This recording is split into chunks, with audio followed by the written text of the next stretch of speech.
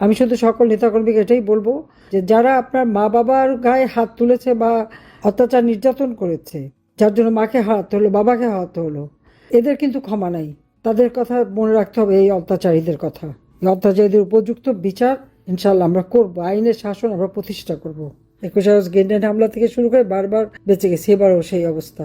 তখন আমি জানি যে আমি টুঙ্গে পাড়া যাচ্ছি, কিন্তু যখন আমরা বর্ডার ক্রস করি তখন আমাকে জানানো হলো, আমাকে আমাদের পিজিআর, SSF এবং আমার মিলিটারি সেক্রেটারি বললো যে না, আমরা অমুক জায়গায় যাচ্ছি, নাহলে আপনাকে বাঁচাতে পারবো না। তাহলে বাঁচাটাই কি জীবনের সব? সেই থেকে এই প্রবাসী। বঙ্গবন্ধুর স্মৃতি জাদুঘর ধ্বংস, 32 নম্বর আগুন দিল, এরপরে আবার বুলডোজার দিয়ে ভাঙা। আর এখন পর্যন্ত ওই ভাঙা ইটের বাড়িটাও তাদের ভয়। কেন ভয়? সেটা আমার প্রশ্ন। ওখানে তো কিছু নাই, সবই তো লুট করে নিয়ে গেছে, সব স্মৃতি শেষ। যেটুকুনি আমরা বেঁচে ছিলাম, আমরা তো ওই বাড়িটা ভোগ করতে যাইনি দুই বোন, আমরা তো জনগণকে দান করে দিয়েছিলাম। আর ওই ট্রাস্ট ফান্ডে কত ছেলে মেয়েদেরকে পড়াশোনা, কত সাহায্য করেছে। গ্রেনেড হামলায় আহত নিহত পরিবার থেকে শুরু করে দুস্থ পরিবারদের সাহায্য, কোভিডের সময় 5 কোটি টাকা দিয়ে ফান্ড করে দিয়েছি PMOতে মানুষকে সাহায্য করতে। ভূমিহীনদের ঘর করার জন্য ওই ট্রাস্ট ফান্ডে থেকে 5 কোটি টাকা দিয়ে ফান্ড তৈরি করে দিয়েছি, ভূমি কিনে, জমি যাতে কিনে সেই ভূমিহীনদের ঘর বাড়ি করা যায়। 8 লক্ষ পরিবারকে আমরা ঘর দিয়েছি বিনামূল্যে, যেটা আব্বা শুরু করেছিলেন প্রথম।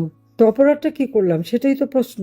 আর এই যে আওয়ামী লীগের নেতা কর্মীদের উপর অত্যাচার, তাদের কি অপরাধ? আওয়ামী লীগ ক্ষমতায় ছিল বলেই তো দেশটা উন্নতি হয়েছিল, আর আওয়ামী লীগে প্রতিষ্ঠিত হয়েছিল বলেই তো বাংলাদেশ স্বাধীন হয়েছে জাতির পিতা বঙ্গবন্ধু শেখ মুজিবের নেতৃত্বে। আর সেই আওয়ামী লীগ নিষিদ্ধ করবে সাধ্য কার? তাদের কোনো সাধ্য নাই, কারণ তারা অবৈধ।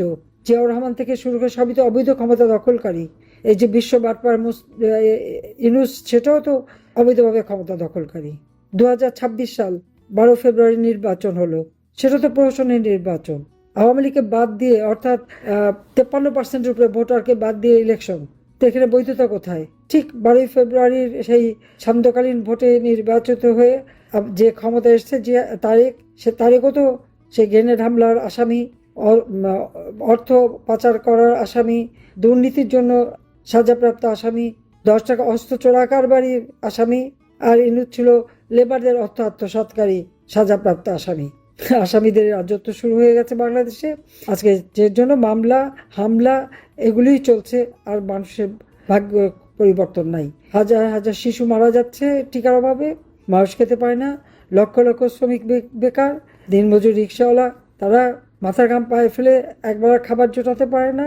কৃষক উৎপাদিত পণ্যের মূল্য পায় না, সার পায় না। এই অবস্থা বাংলাদেশের। চরমভাবে বাংলাদেশটাকে ধ্বংসের দিকে নিয়ে গেল কেন, সেটাই আমার প্রশ্ন।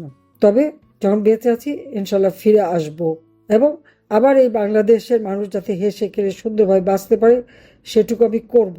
এটাই আমার প্রতিজ্ঞা আজকের দিনে, যে প্রতিজ্ঞা নিয়ে 17ই মে 81 সালে বাংলাদেশে ফিরেছিলাম, এবং সেটা সফল হয়েছিল।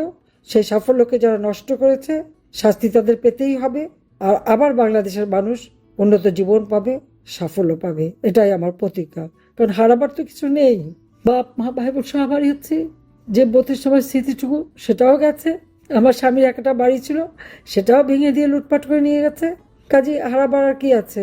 আছে আমার জনগণ, আমি আছি জনগণের জন্য। যা কিছু জনগণের কল্যাণে সেটা করব, এটাই আমার প্রতিজ্ঞা। সবাইকে ধন্যবাদ। জয় বাংলা, জয় বঙ্গবন্ধু, বাংলাদেশ চিরজীবী হোক। খোদা হাফেজ।